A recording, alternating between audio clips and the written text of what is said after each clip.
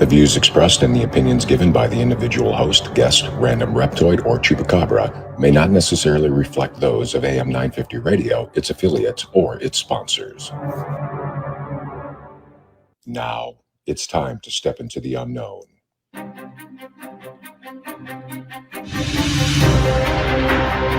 There are things people experience but never talk about. A shadow moving in the corner, flickering of the lights, a disembodied voice. We invite you to talk with us. Share your story, share your experience, because this isn't just your story, this is our story.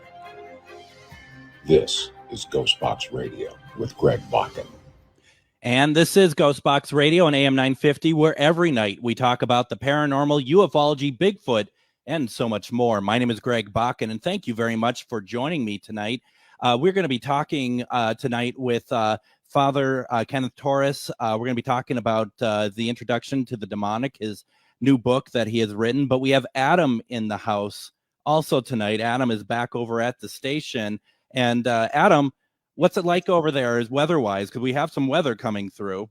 Yeah, we've had some thunder and lightning here in EP, and according to the radar, it's going to be moving out soon. We have some light rain chances, but it looks like any severity might just be from some wind coming up.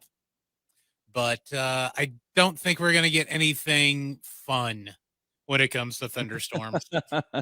I consider it fun. I'm sorry. I consider that. I was going to say nothing that I can get into my Ford Explorer and start chasing is what you're saying. I will say when that movie Twister came out when I was a teenager, that was horrible for me and my buddy Dave, because we went to try to storm chase in an old Chrysler LeBaron. That didn't turn out too well. But ever since then, I've been fascinated by storms. And this one, lightning chances, please don't take shelter under trees if you are outside.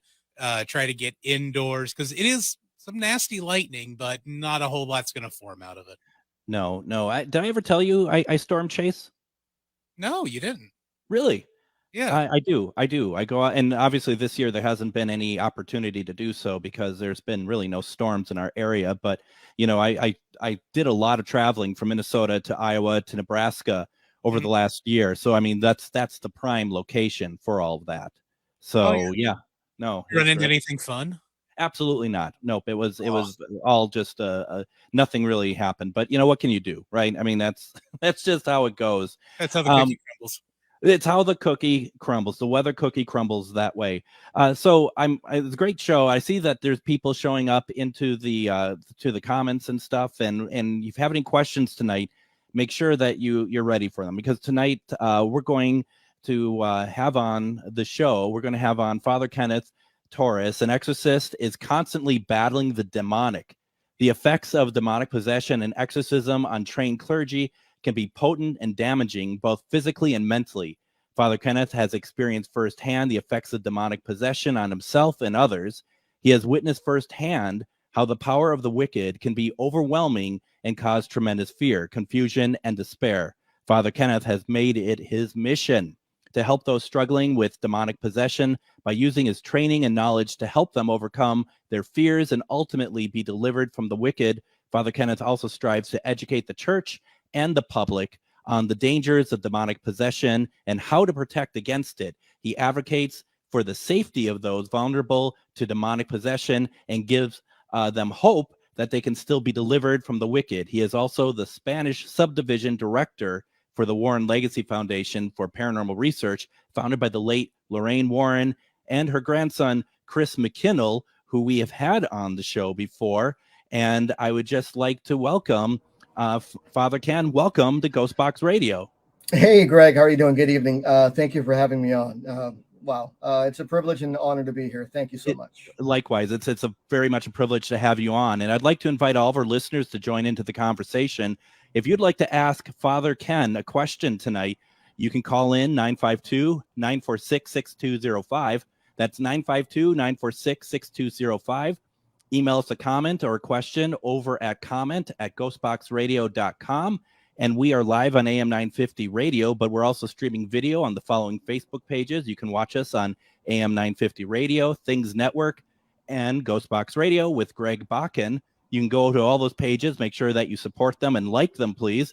And also share this out to anyone you want. And anyone in the comments, if you have questions for Father Ken tonight talking about the demonic or anything else that's on your mind, he said that he'd give it a shot to answer. So please do so. Now, you have just come out with your book, Introduction to the Demonic. What is that? What is the purpose of this book?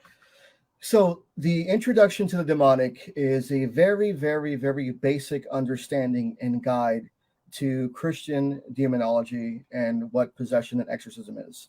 There are over 30,000 religions in the world, and everyone's truth is subjective to them. So I'm only speaking on behalf of my faith, my understanding, and what I know. More importantly, that book, I made it for paranormal investigators. Mm-hmm. I made it small enough to where you can actually have it in your go bag. If you come across a situation, if you need some general knowledge, boom, open up the book. I didn't even put a table of contents in there because I didn't want to waste anybody's time. I just want you to open up that book, look through it, highlight the pages that you need, and boom, there you go. It's a very basic introduction to demonic possession, exorcism, some theology, but more importantly, I would say the fundamentals of how to understand where demonic possession comes from, how it starts, and what attributes these negative entities are looking for in an individual. You know, and that was the thing that I found very interesting when you had sent me the book, and it was like 40 some pages, and I'm like, no offense, but my first thought was, is this it? But I mean, it makes a lot of sense because people are not going to, you know, in this field that we're in, the paranormal field, people don't want to. It feels like, and maybe I'm being very dismissive of them, but it feels like they're trying to get to the end result a lot quicker than they really should. Yeah, and so the rough draft was actually 44 copies, but on the book, it actually is 66 pages. In 66 pages, okay, I'm actually, and I got the rough draft. Okay, and 66 pages, I'm actually making fun of the devil. You know? That's yeah, you know, you know, you got to have a little humor in there, you know, and that's one thing for me too. You know, I like to have humor. You know, I'm not always battling demons. You know, that's the thing. There's a misconception. You know, every day we're in a spiritual battle.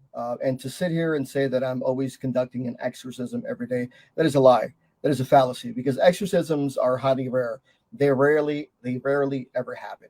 Yeah. And so, you know, with this guidebook, I also want people to understand that if you can understand and identify what some of these things are and shed some light, then it's not as scary as what Hollywood portrays it to be. You know, ultimately, you have the power, you have the authority, but you also got to put into work yourself, you know, according to whatever faith you believe in. You know, you've got to have a good spiritual life. You've got to be grounded. You've got to be protected. You've got to stay mental. You got to stay healthy mentally, physically, emotionally, and spiritually. If you cover those bases right there, then you're less likely to be afflicted or attacked or harassed by these evil energies or demons. Sure. And I think that's a very important point that, you know, if people are looking at this book and it's like, well, it's Father Ken Torres, Catholic. Yeah. I'm not Catholic, but everything you just said does not apply to one religion. That's just a general well-being. Yes. Because here's the thing. Even if you don't believe in the devil and demons, guess what? They believe in you. They sure do. and if you're ignorant to the fact, and if you're ignorant and you think that you can't get attacked, I mean, then I would say reconsider and reevaluate what you're thinking, because it's been my experience. And I've only done one full exorcism with Chris McKinnell. I did a spiritual deliverance last year, and then this year we're dealing with another case. So I've only really done, honestly, one exorcism. So I'm not going to come in here and say, well, I've done hundreds, because they're rare. In order to do hundreds of these exorcisms, you would have to have been Father Gabriel Amorth, Father Vincent Lampert, you know, people that have been in ministry for 20, 30 plus years. Yeah. So, you know, I've been an independent Catholic priest for a little over 3 years now. I've been in ministry my whole life as a Christian, but when I went to seminary school, I decided, you know what, Catholicism is what I love. I love the theology. It doesn't change. And so I pursued that. So I want to get that out the way real quick. I don't want to give anybody, I don't want to mislead anybody, and I don't want them to think, oh, I've conducted thousands of exorcisms. No. Haven't. And I don't know any exorcist, alive or dead, that has conducted thousands of exorcisms.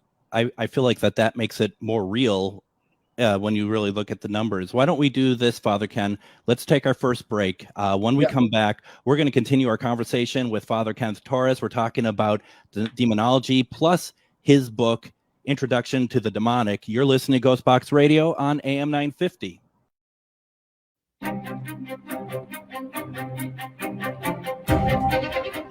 And welcome back to Ghostbox Radio on AM 950. My name is Greg Bach, and thank you very much for joining me. We're talking today with Father Kenneth Torres. We're talking about the demonic, as well as talking about his new book that just came out, Introduction to the Demonic. And where we were just like leaving off is talking about the number of exorcisms that you performed. And I was just saying, Father Ken, that I feel like that when you're not saying that you have a ton of exorcisms, I mean, that to me just seems more real. And I think maybe that comes down to the fact that the majority of the general public, I don't think really understand how rare demonic possession really is, or even demons for that matter. Yeah, I mean, demonic possession is highly rare. I was looking at a Vatican study, and I think that the Vatican has reported within the past 20 years, only 0.1, 0.3% of demonic possession across the United States and the world. I mean, so that's still significantly a small number, but there's a lot of victims, people who are afflicted. But when you break down those numbers, it's still a smaller number in portion. What the issue that we have is we have all these TV shows that are entertaining. And there's one specific that I'm not going to name that I think maybe isn't as accurate as what people think to be. Mm-hmm. We have a lot of clergy, and I say that loosely. We have a lot of clergy that, God bless their heart, they're in it to help people. They really want to do their best. Now, they have a love and a passion for the ministry, but they lack formal training. They're not really clergy. They haven't gone to seminary school. Like for me, I have a master's in pastoral counseling. So that means that I'm a chaplain. On my day-to-day, I'm a chaplain. I'm not a licensed mental health specialist, but I refer people to them. So I can provide chaplaincy to people, and I can see and I can gauge where they're at spiritually, mentally, and physically. But it is highly rare. It is highly rare. So when I say these things, and I lost my train of thoughts, I'm looping back to the idea that we also have to take a lot of things into consideration before even considering something demonic. Right. And that's kind of the purpose of the book, at least for the people who you want to have it as kind of as a manual that read this, take a look at this before you start just saying when somebody, when you hear a voice or something, oh, it's demons. Yeah. I mean, because, there are stages, there's similarities between demonic possession and mental illness, like noticeable changes in behavior, unexplained physical ailments, unexplained emotional disturbances, depression, and anxiety, which, okay, that can correlate to demonic possession. But at the same time, we need to make sure that we get the person who is claiming these things to get a full psychological and medical evaluation. And we also need supporting evidence. We need to see that there is something of supernatural happening, because a lot of people, they can be afflicted by an energy. It can be oppression. Sometimes oppression does not lead to demonic possession. Possession is a fully violent takeover of yourself. You surrender your spirit and your soul to that negative entity. So if we can, as professionals and clergy, be there at the beginning stages and help people get back on the path of their spirituality and finding their faith. And once they start becoming stronger again, then that energy that's attacking them or afflicting them, it'll fight a little bit, but it's going to ultimately go away and leave you alone because it's looking for someone who is weak in nature. Typically speaking, it's been my experience that people who come under some sort of possession, oppression, have suffered physical trauma, sexual trauma, a lot of bad things have happened. There's usually an underlying trauma that is untreated that can potentially lead into this manifestation, oppression, and ultimately possession. So we got a call to from and she doesn't want to come on the air, which I understand. And the question that she has is, I think it's extremely important. I would like to get your take on it. That she said that she likes the show, but is scared the program topic might be harmful to her and others because talking about it can bring it on, is what she was taught in when she was younger. She wants to know if asking or talking about this type of topic will hurt her. No, it will not hurt you. It will not hurt you. You have all the strength and you have all the power. So we are basically having a general academia discussion. It's no different than going to church and hearing a sermon. And I feel like sometimes this is what lacks in a lot of the churches, is that they're afraid to talk about spiritual warfare. And just because we talk about spiritual warfare and these things, it doesn't necessarily mean that you're going to get attacked or these things are going to come and attack you unless you willingly invite it in. But that's where your faith comes in. Yeah. The truth is that we're always in a spiritual battle, whether you see it or not. There's always negative energies, these entities, these demonic entities, so to speak, whatever you want to call them. They're always around us. They're on a realm that we can't see, but they're always keeping an eye out on us, and they have an intellect. So you just maintain your faith. And so talking about these things and asking these questions, it's not going to affect it in any way. Nothing's going to come out through the screen and possess you, unless you willingly, openly invite these things through rituals and seances. Now, I just want to say also thank you to the woman who called in. I think it is a fantastic question. It's a wonderful question. And I guess there knowledge is power, right? To be able to hear, because I think putting a blinder up around this subject, theoretically, even though we just got done saying it's very rare anyway, but theoretically it that makes things easier for any type of entity, whether it's demonic or just dark or whatever else. Yeah. What we don't do is I will never address or say an entity's name over the air. I'll never do that. As exorcists, we are trained to never, ever talk about the entity's name, because when you give the entity's name, you're giving it power. Yeah. And so they're not confined to our time and space continuum. So the mere fact of me saying the word may not have any effect on you or I, but if we have a person on the other end of the line that's actually suffering or is going through some sort of supernatural phenomena that may be oppressive in nature, then if I say that name and that individual repeats what I just said, now guess what? You just open your door for something to come in. It's interesting because I obviously the rule, the name of the game here is don't listen to what the shows or the movies are doing, because you look at like The Nun from the Conjuring franchise, and they actually said saying the name is able to get rid of it, but that's not the case. So that is the case when you're doing the exorcism ritual. When you're doing the exorcism, okay. Yes. But in the beginning stages and all that stuff, or even in general, they don't ever want to give anything power.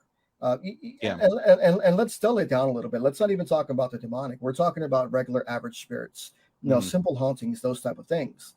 If you have some sort of activity in your house that's happening and you start addressing this thing and you start feeding it your energy, then now it has your attention and vice versa. And now you're giving it power and you're going to give it dominion, and it's going to be able to, affect you more. And it's not necessarily in a bad way, but the way they communicate with us, they can draw your energy and they can make you tired and they can make you sick.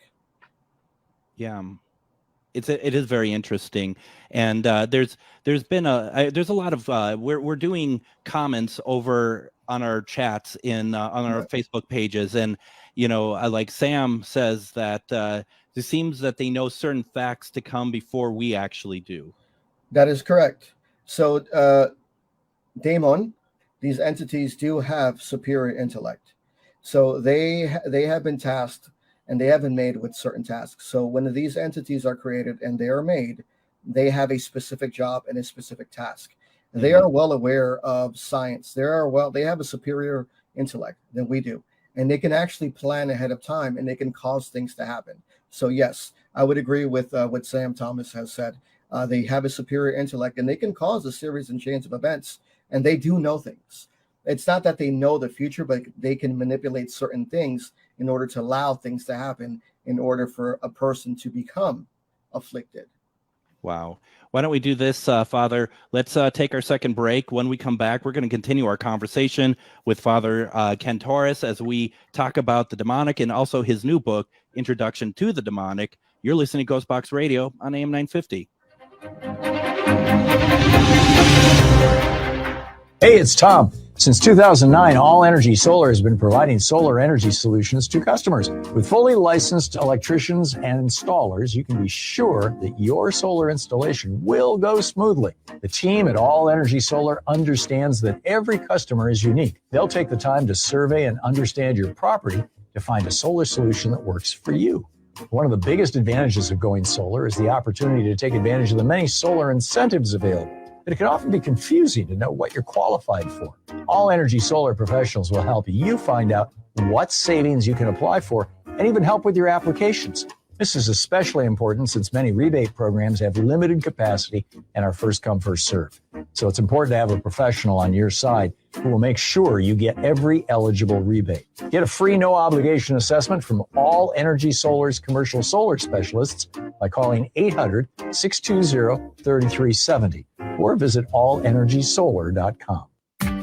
If you're someone that counts on AM 950 to bring you the latest in progressive politics, news, and talk, remember, we can't do it alone. Support our many great advertisers and let them know you heard about their business on AM 950. If you don't know who to talk to, simply write AM 950 on your receipt. AM 950 is supported by small local businesses, so you're not only helping us and those businesses, but our local economy as well. For a complete list of our sponsors, log on to am950radio.com.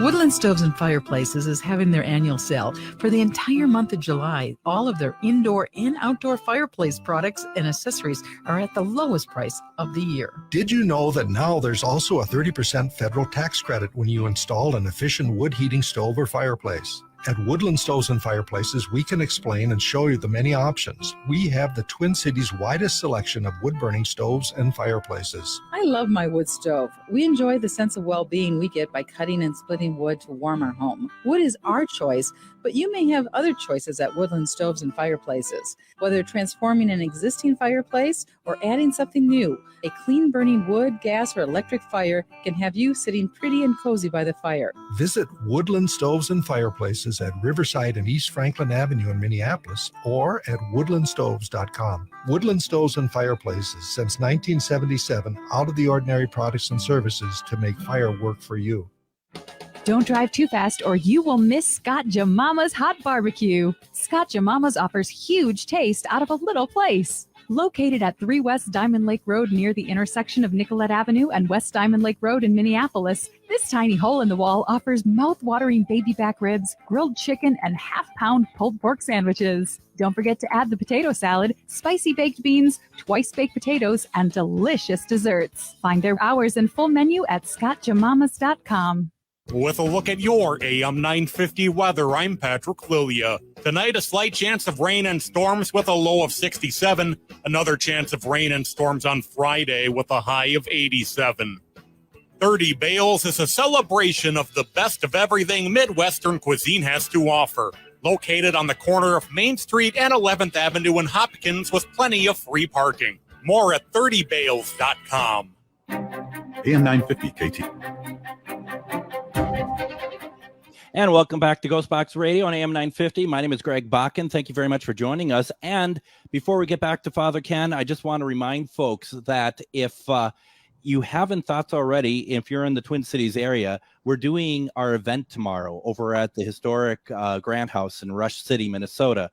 This is going to be quite the event. We have a full plethora of paranormal evidence that we're presenting that took place over 18 minutes. But as I've been saying all week, what's really incredible about this information is that it's all related to one person that we actually found documentation about. You get EVPs, you're going to get spirit box knocking on the walls, you're going to get disembodied voices, shadow figures, all of it. And it's pretty incredible.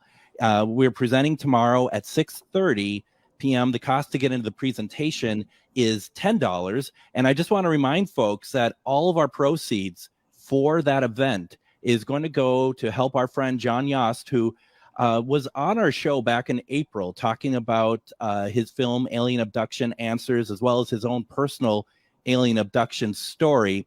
John unfortunately has pancreatic cancer.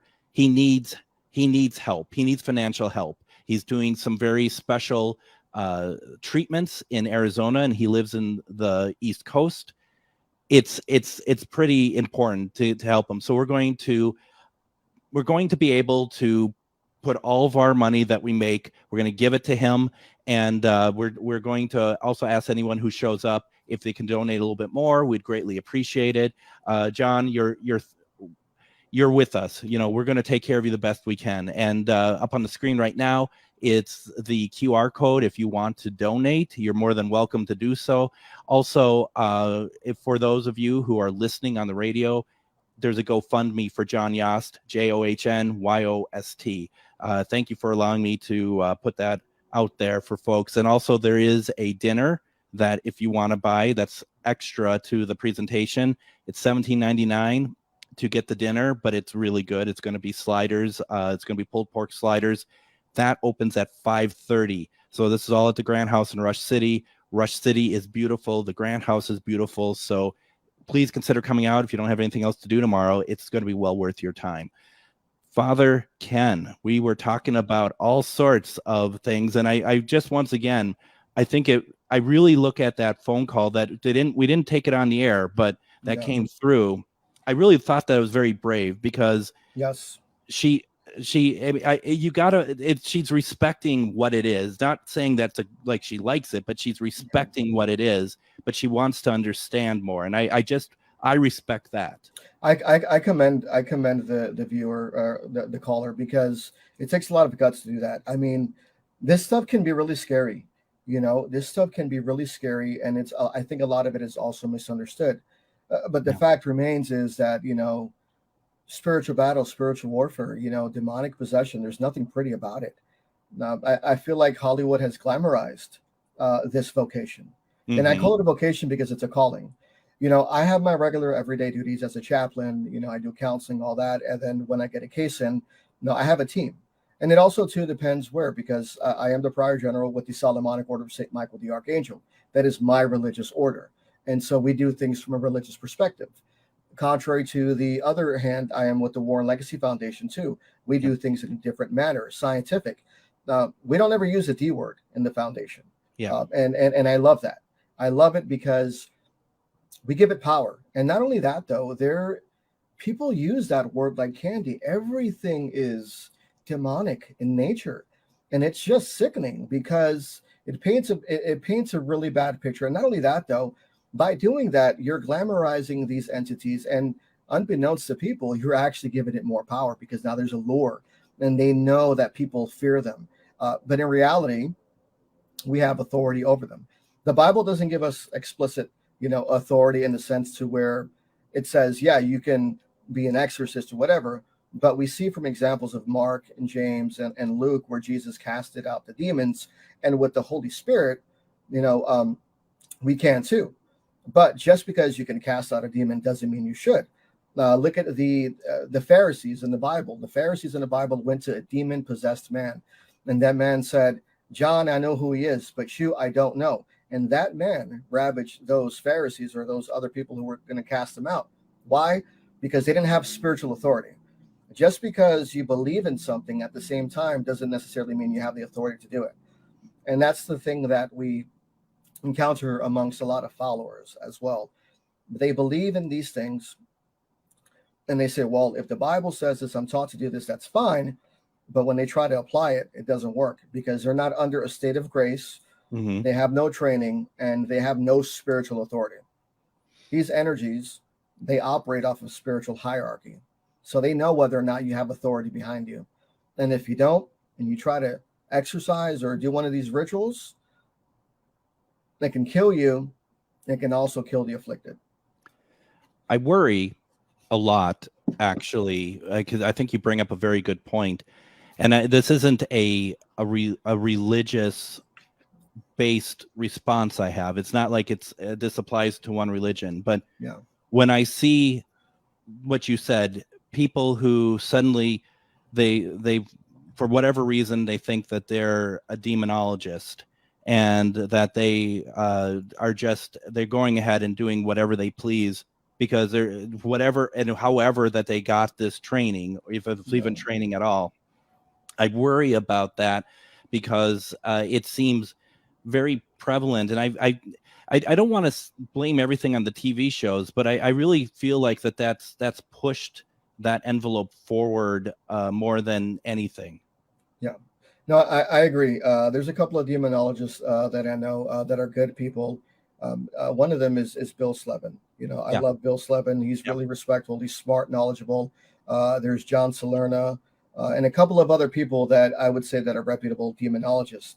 But at the same time, just because you're studying demonology does not mean that you have the authority and that you are training to be an exorcist.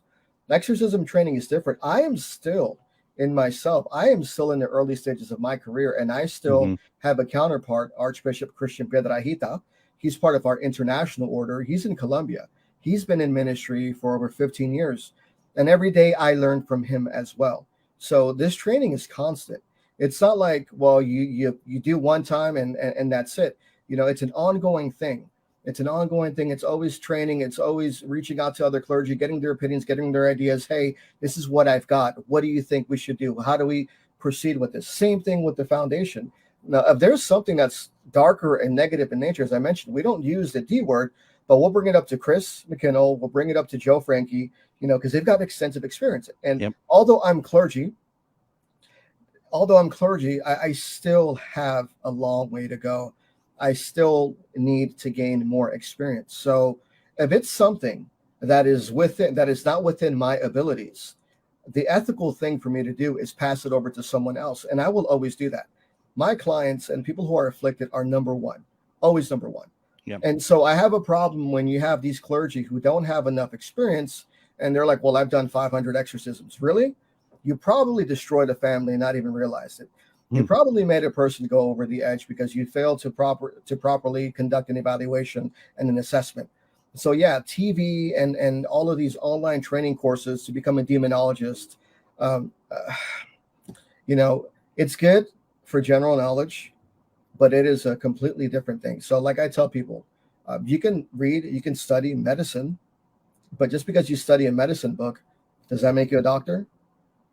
It's true. Yep. No, it's very true. I mean, you could also understand how to read music, but it doesn't mean that you can play every instrument either. That's true. I mean, you have the basic principles and theory. And even then with demonology is traditionally a theological course. It is a course in theology that the church teaches. And it's identification and characteristics of these entities and how they operate, sometimes their origin, what they look like, how they present themselves, how they manifest themselves, what their intellect is. But at the same time, too, when you're studying to be clergy, you also have to realize that just because you understand what these things are, it's a different element because now you're dealing with the person that's afflicted. That person that's afflicted has to be your number one priority. And you have to focus on that individual. A lot of fake book clergy say, well, you got to focus on the demon. No. You have to focus on the person that's being afflicted. That's the most important thing. 952-946-6205. That's 952-946-6205. We're having our conversation with Father Kenneth Torres. We're talking about his book, The Introduction to Demonic, as well as we're talking theory. It's a great conversation. And anyone, we have another a segment after we get done with this one. So anyone who has questions, feel free to call in. But I just find I'm enjoying this conversation because I think it's a very honest one, and I think it's one that really helps break down what is really happening, because I do find it so often that people are just wanting to jump to demons, and we're trained that way, I think, really. Yeah. And that's even before the boom of the paranormal. I mean, it goes back to The Exorcist and goes back, that's just how it works, I think. Yeah, pop culture has played a significant impact, and it has really shaped, our views or the general public's view on what demons are. So The Exorcist, The Omen. So pop culture has had a significant influence in how we view these things. But a lot of that is just entertainment. It is true that some of those things, those special effects, those things that happen in the movies can possibly happen, but it's rare as well. I mean, at the end of the day, you're watching a person suffer. Yeah. You're watching a family suffer. The event is traumatic. Your life changes drastically. You can't sleep. You can't eat. You can't go to work. Screeching sounds in your head all the time. All these voices bothering you. You can't focus. You're not bathing. Then it's affecting your family as well. You have these outward manifestations, things exploding, things appearing, reappearing, sulfuric smell, a constant torture, a constant mind game being played with you. And I don't understand why people want to be involved with that. Right. I think people generally, I mean, this is a very general statement. I think so many people underestimate what the true power is. I think people, and especially some paranormal investigators, for some reason, when they decide they're paranormal investigator, that they feel like that they can go into a room and just scream in the air and that they could be, badasses. But the thing is, it's like, once it afflicts you, even we're not even talking dark, let's just talk about attachments. Yes. It's like when that stuff happens, this is a shift and you're going to feel it. Yeah. I mean, attachments are another thing too. And we're not talking about demons. We're talking about just general attachments. If you can't deal with an attachment yourself, you know what I mean? And you're trying to jump to an inhuman energy that has never walked the earth, you're in a world of hurt. You have to be able to start from the basics. You have to crawl before you can walk, and you have to be able to identify and assess properly before you make any assumption of what it is. Now, you can say it's an attachment or whatever, but how do we not know it's a person manifesting psychic abilities that they've never known they had? Well, there's poltergeist activity. How do you not know that person has telekinesis or abilities or is going through a significant event in their life and they're causing that, supernatural activity themselves? So it's not just attachments and demons. You have to look at the sola fide, the same person, the person itself. Very, very well said. Why don't we do this? Let's take our last break. When we come back, we'll finish our conversation with Father Kenneth Torres. We're talking about demonology, demonic entities, all sorts of things. We want to take your calls, your questions, everything else. You are listening to Ghostbox Radio on AM 950.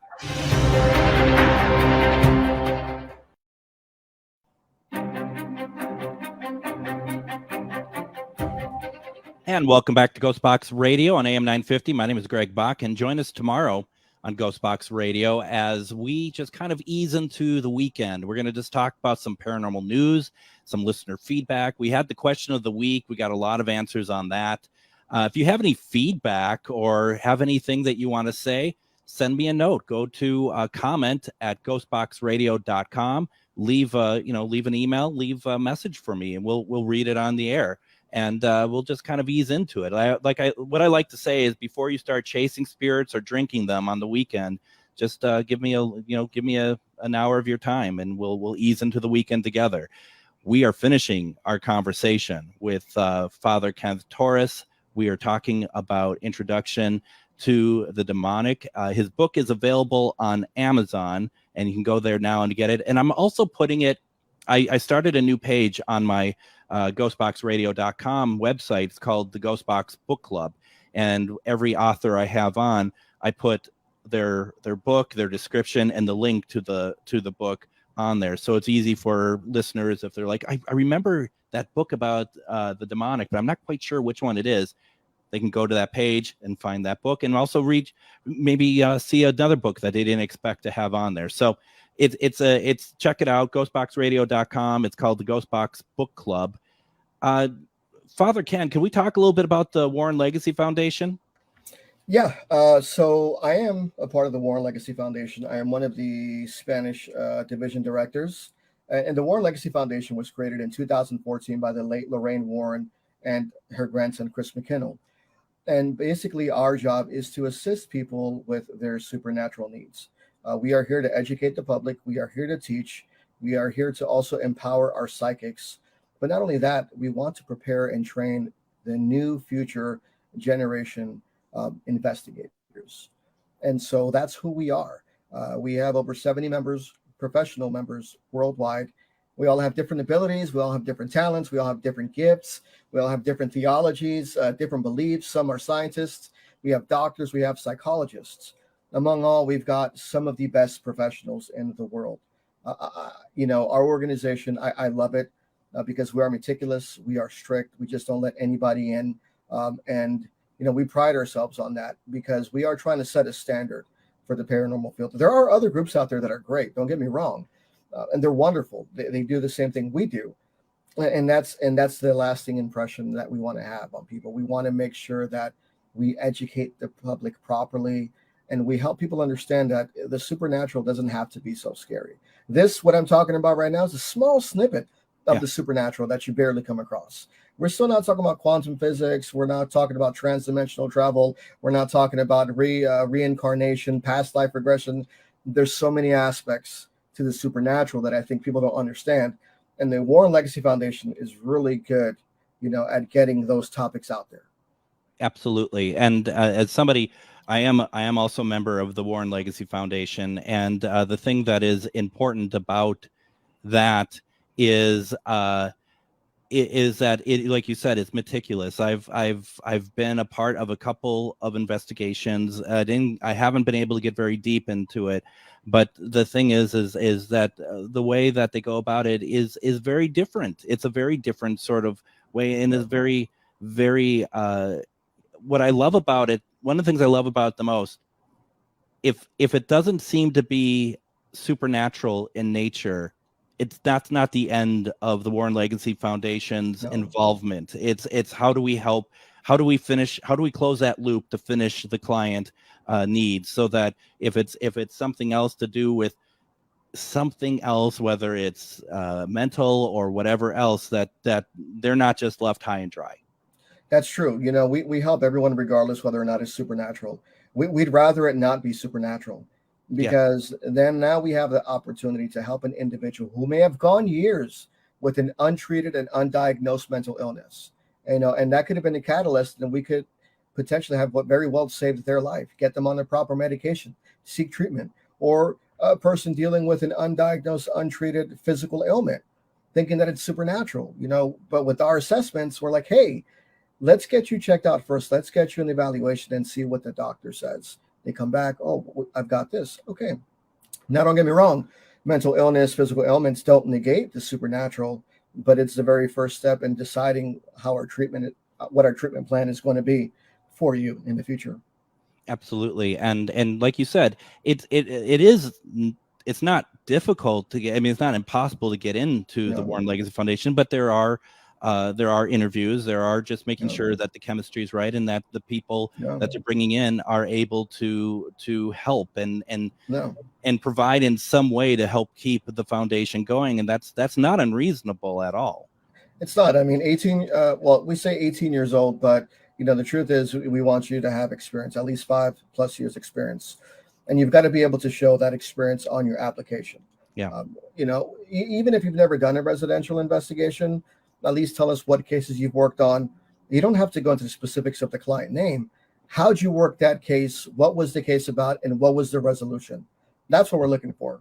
We're not looking for right or wrong answers, so to speak. We're looking at your thought process. We're looking at your logic. And we're looking at how you deal with these situations and how you've helped out a family or an abandoned place. Oh, also, too, in the foundation, we also help the deceased. We're here to help the living and the deceased. Yep.